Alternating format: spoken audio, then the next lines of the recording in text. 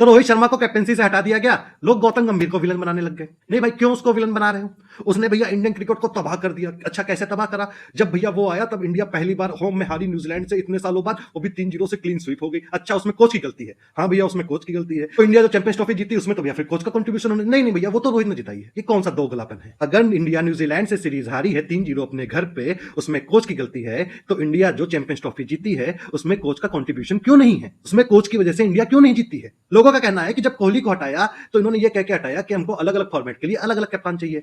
जब रोहित को ये हटा रहे हैं तो ये कह रहे हैं कि हमको भैया अलग अलग फॉर्मेट के लिए एक ही कप्तान चाहिए, 3 फॉर्मेट के लिए एक कप्तान, हमसे 3 में 3 नहीं हो पाएगा। ये कैसी बीसीसीआई की दोहरी मानसिकता है? दोहरी मानसिकता है। तब प्रेसिडेंट दूसरा था, तब सेलेक्टर दूसरे थे, तब उनके अलग प्लान थे कि इंडिया को आगे कैसे लेके जाना है। अब प्रेसिडेंट दूसरा है, अब सेलेक्टर दूसरे हैं, अब कोच दूसरा है, अब इनके कुछ अलग प्लान है कि इंडिया को कैसे आगे लेके जाना है। तो जैसा ये कहेंगे वैसा होगा कि जैसा रोहित शर्मा कहेंगे वैसा होगा। रोहित के अलग प्लान होते थे, गौतम गंभीर के अलग प्लान होते थे। गौतम गंभीर नहीं चाहता था कि रोहित का प्लान चले, वो चाहता था कि मेरा प्लान चले, इसलिए उसने धीरे धीरे धीरे करके रोहित को हटा दिया।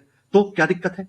यही चीज अगर मूवी में दिखाते तो अरे वाह, ऐसा ही कोच होना चाहिए, ऐसा ही कोच जो चढ़ के टीम को संभाले। चक दे इंडिया, ऐसा ही कोच होना चाहिए, ऐसा ही। इस टीम में एक ही गुंडा रह सकता है और इस टीम का गुंडा मैं हूं।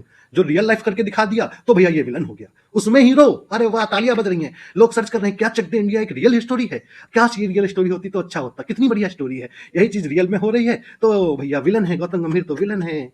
38 साल के हैं, 2027 में 40 साल हो जाएंगे। क्या भरोसा इनकी फिटनेस का?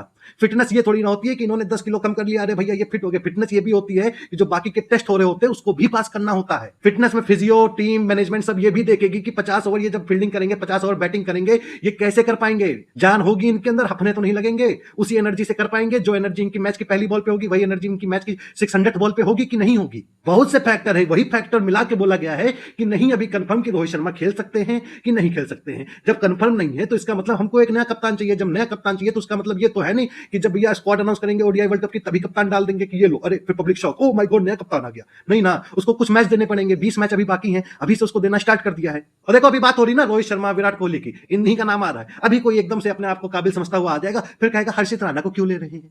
तो ये मैं कैसे बताऊं हर्षित राणा को क्यों ले रहे हैं? प्रेस कॉन्फ्रेंस जब हुई थी तो वहां पे जर्नलिस्ट को पूछना चाहिए था आपने हर्षित राणा को क्यों लिया। वो जैसा बताते उस हिसाब से मैं जवाब देता। जब वो नहीं बता रहे तो मैं तो वही बता पाऊंगा जो अनुमान लगा रहा हूं।